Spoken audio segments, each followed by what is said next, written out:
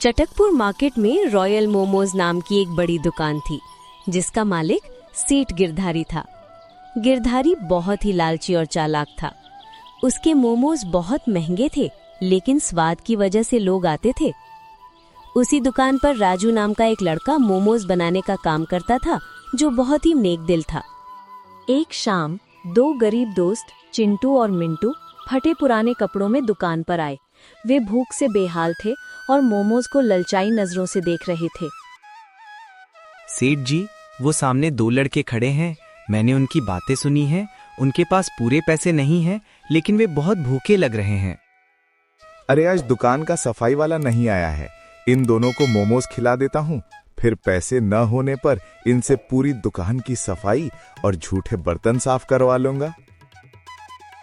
कोई बात नहीं राजू, उन्हें कुर्सी पर बैठाओ और पेट भरकर स्पेशल पनीर मोमोज खिलाओ। जी सेठ जी। चिंटू और मिंटू ने पेट भरकर मोमोज खाए।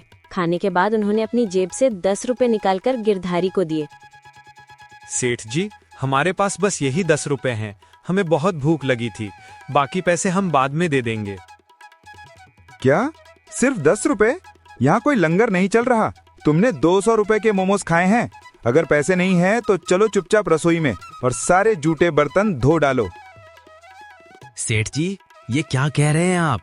आपने तो खुद कहा था कि इन्हें खिला दो। आपको पता था इनके पास पैसे नहीं हैं। ये बच्चे हैं, इनसे बर्तन मत धुलवाइए। ओ राजू, तू अपना काम कर, ज्यादा नेता बनने की जरूरत नहीं है। सेठ जी, मेरा दोस्त बीमार है, प्लीज उसे काम मत करवाइए। सेठ जी, मैं इनके पैसे अपनी तनख्वाह से दे दूंगा, प्लीज इन्हें जाने दीजिए। अच्छा, तू बड़ा दानी बन रहा है। ले पकड़ अपनी आधी अधूरी तनख्वाह और दफा हो जा मेरी दुकान से। आज से तेरी नौकरी खत्म, और इन दोनों भिखारियों को भी साथ ले जा। राजू को नौकरी से निकाल दिया गया। वो उन दोनों बच्चों को लेकर बाहर आया। चिंटू और मिंटू ने राजू से माफी मांगी और चले गए। राजू दुखी होकर एक पेड़ के नीचे बैठ गया। हे भगवान, काश मेरे पास पैसे होते तो मैं गरीबों को सस्ता खाना खिला पाता। गिरधारी सेठ की तरह 200 रुपए प्लेट नहीं, बल्कि सिर्फ 20 रुपए में मोमोज खिलाता, ताकि कोई भूखा ना रहे। तभी वहाँ एक सूट बूट पहने आदमी विक्रम आता है।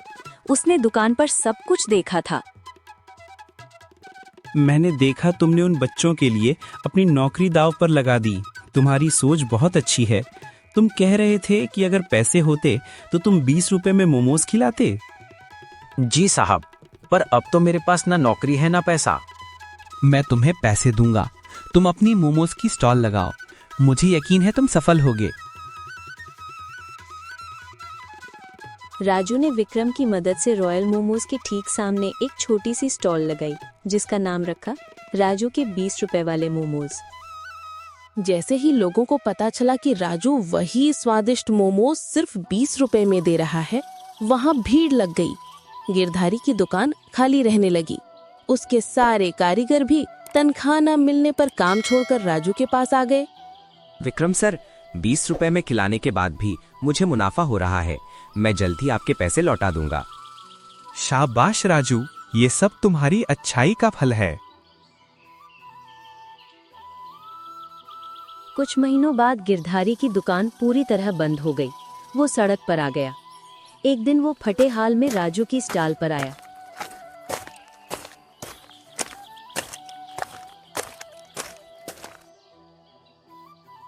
राजू, मुझे माफ कर दे।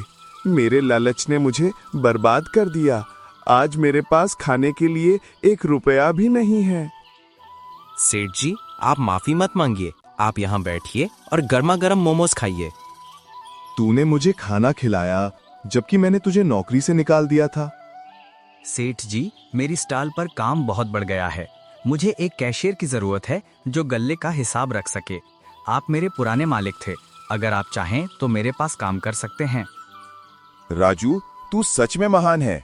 मैं आज से पूरी ईमानदारी से तेरे साथ काम करूंगा। इस तरह राजू की दयालुता ने न सिर्फ उसका जीवन बदला, बल्कि घमंडी गिरधारी को भी सुधार दिया। सीख: जो दूसरों का भला करता है, भगवान उसका साथ जरूर देता है।